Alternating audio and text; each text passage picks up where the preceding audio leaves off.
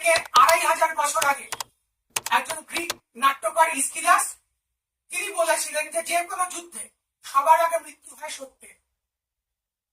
গতকাল অর্থাৎ 27শে মে reporters without border বা আরএসএফ নামক একটি প্যারিস ভিত্তিক সাংবাদিকদের সংস্থা তারা জানিয়েছে যে গত 24শে মে তারা আবার ইসরায়েলের সামরিক বাহিনী বা ইসরায়েল ডিফেন্স ফোর্স আইডিএফ এর বিরুদ্ধে অভিযোগ করেছে আইসিসি বা ইন্টারন্যাশনাল ক্রিমিনাল কোর্টে। এর আগে তারা দুবার অভিযোগ জানিয়েছিলেন। প্রথম অভিযোগ জানিয়েছিলেন 31শে অক্টোবর অর্থাৎ 7ই অক্টোবর হামাসের সাথে ইসরায়েলের সংঘর্ষ শুরু হওয়ার পরে, তারপরে জানিয়েছিলেন 22শে ডিসেম্বর। কি তাদের অভিযোগ? তাদের অভিযোগ ইসরায়েল ইচ্ছাকৃতভাবে বেছে বেছে